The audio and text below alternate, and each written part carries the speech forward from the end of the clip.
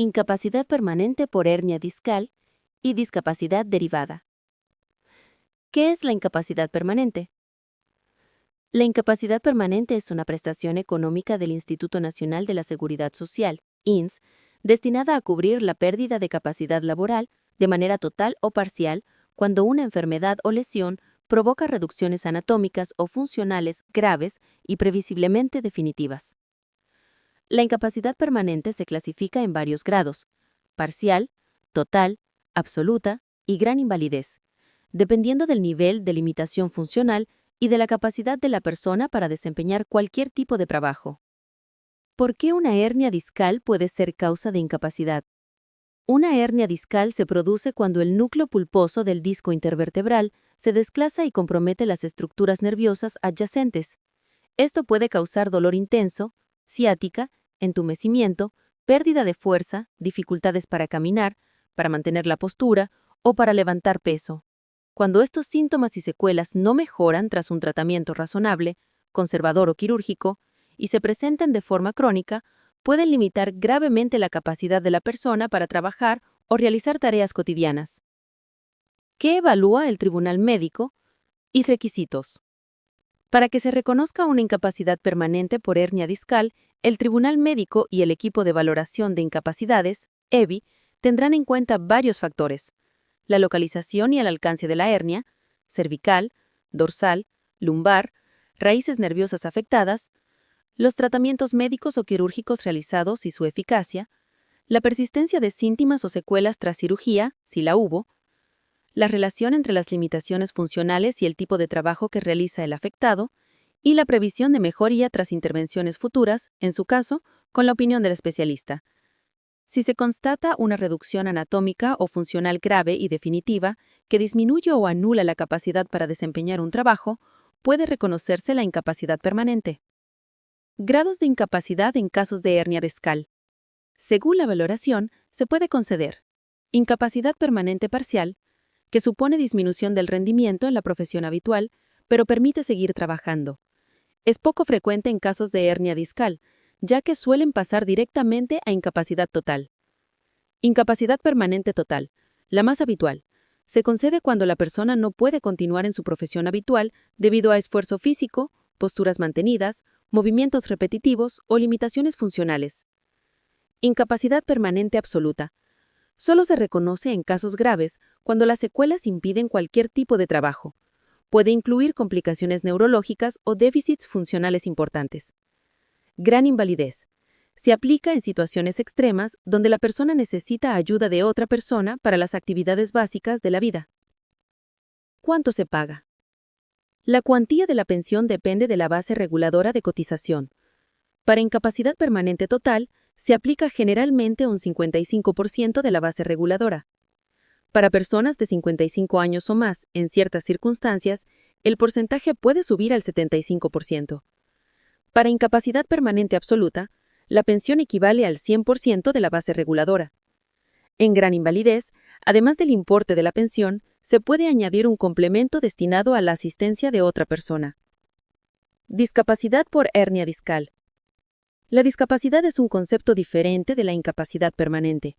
Mientras que la incapacidad la gestiona el INSS, la valoración de la discapacidad corresponde a los servicios sociales de la comunidad autónoma donde reside la persona.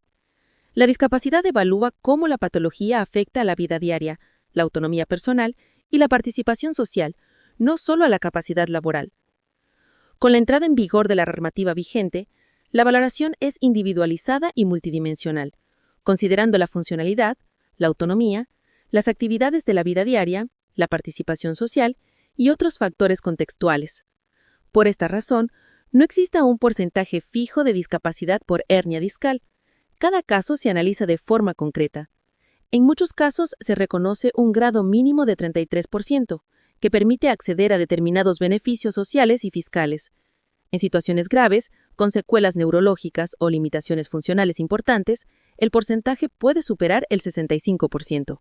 Diferencia entre incapacidad permanente y discapacidad. Incapacidad permanente.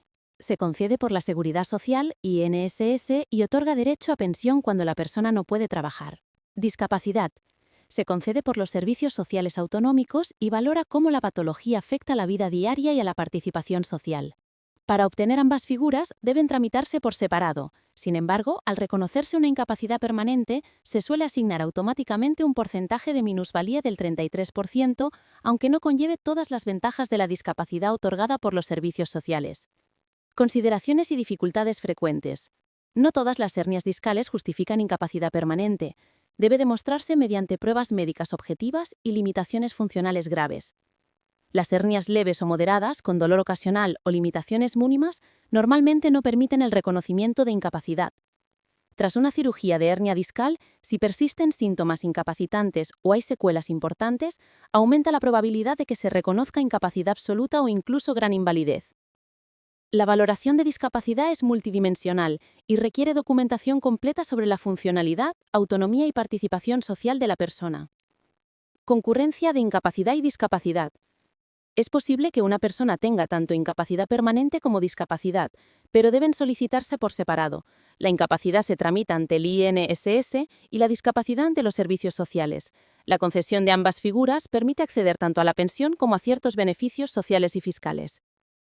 Si te ha resultado útil esta información, te invitamos a suscribirte al canal Abogados en tu Ayuda, a comentar tus experiencias y a darle me gusta. De esta manera nos ayudas a seguir ofreciendo contenido actualizado y útil sobre derecho laboral, seguridad social y prestaciones por incapacidad. Preguntas frecuentes sobre hernia discal, incapacidad y discapacidad. ¿Se puede conseguir una pensión de incapacidad permanente por una hernia discal? Sí, siempre que cause secuelas crónicas, limitaciones funcionales objetivas y restricción laboral grave tras tratamientos razonables. ¿Qué grado de incapacidad se suele conceder? Lo más habitual es incapacidad permanente total.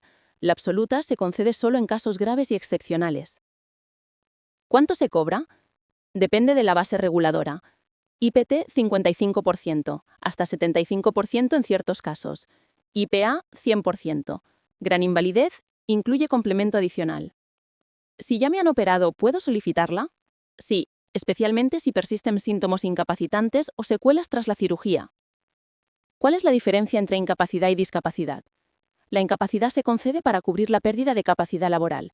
La discapacidad evalúa la repercusión en la vida diaria y la participación social, otorgando beneficios sociales y fiscales. ¿Existe un porcentaje fijo de discapacidad por hernia discal? No, se valora individualmente según la gravedad y el impacto funcional, pero el mínimo suele ser el 33%. ¿Se reconoce incapacidad o discapacidad con hernia llave o moderada? Normalmente no, a menos que existan limitaciones graves y objetivas. ¿Se pueden tener ambas a la vez? Sí, pero deben solicitarse por separado ante las entidades correspondientes. ¿La pensión es vitalicia? Sí, salvo revisión por agravamiento o mejoría significativa. ¿Qué documentación médica necesito?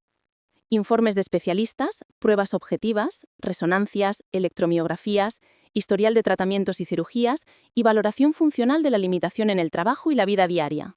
Conclusión. La hernia discal puede ser causa legítima de incapacidad permanente, especialmente total o absoluta en casos graves. Asimismo, es posible obtener un reconocimiento de discapacidad, que otorga derechos sociales adicionales. Cada situación debe evaluarse de forma individual con documentación médica rigurosa y asesoramiento jurídico profesional. Agradecemos que sigas el canal Abogados en tu Ayuda, compartas tus experiencias y nos acompañes en el próximo vídeo, donde continuaremos explicando de manera clara y profesional cuestiones sobre incapacidad, discapacidad y seguridad social.